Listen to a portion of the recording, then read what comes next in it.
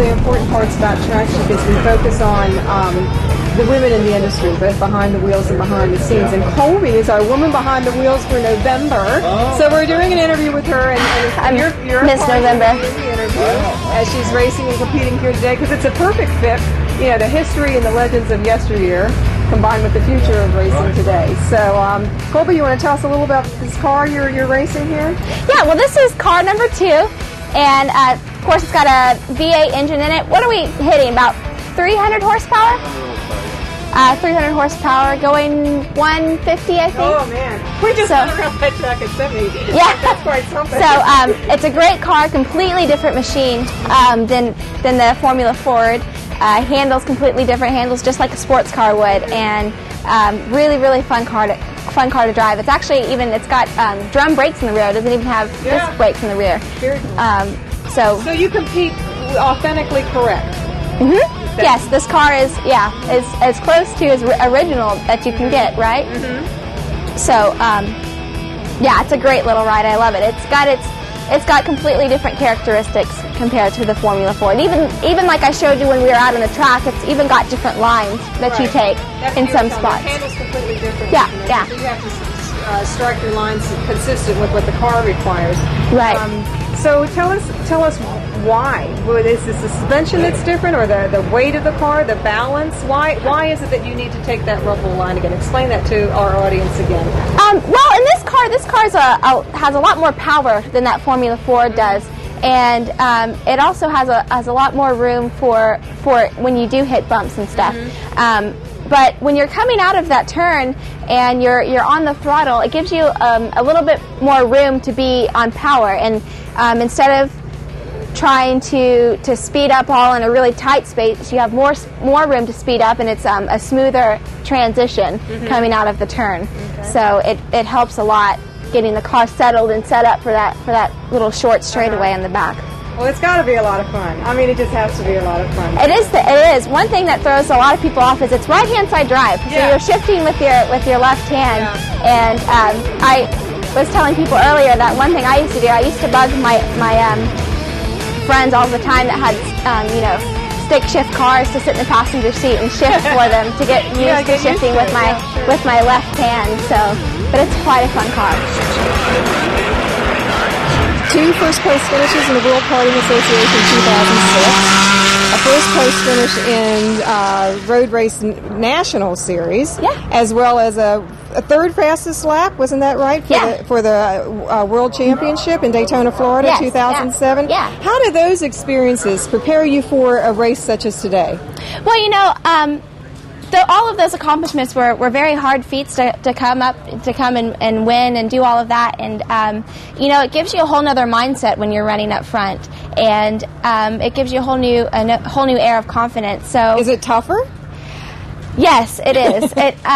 For me, in the go-kart, when I was running the go-kart, I actually, for a long time, I wasn't actually old enough to run in the series. So they made me start in the back of about a 75 kart pack. Wow. And it can be a real downer on your confidence. And once I turned 18, was getting the chance to run up front. It just, like I said, it gives you a whole new air of confidence. But the guys up there are running for a whole new goal. Sure. So you have to learn how to stick your line and not mess up and be a clean driver. And I learned that. So it was really good. And that has sort of moved into this, where now age isn't an issue.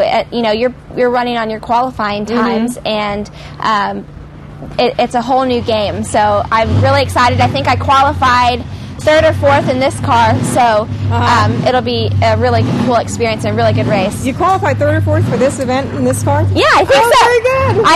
I qualified on Friday, and then yesterday I wasn't able to be here because I had a sorority initiation. And that's when they ran the qualifying race, so they're going to stick me in as well as they can with where my time is compared to theirs, and I think I ran 3rd or 4th fastest lap time. So that's fantastic. Good job. Good job. Well, you're currently a student at Georgia Tech, like you just said, and so you're studying management and motorsports marketing. How do you fit everything in? It's a busy time for a 19-year-old. How do you fit racing in as well? You know, it's really tough. I think, to tell you the truth, the whole goal here is to be really good friends with all of your professors.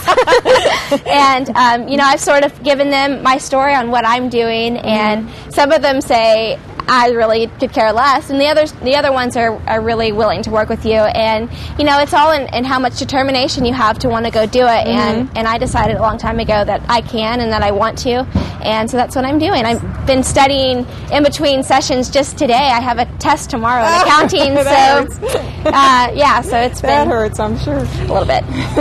Well, now you're going to be joining us November 16th for our big tailgate party for Pink charity benefit, and it's going to be almost a homecoming with all your friends from the St. James Driver Development Program. Yeah.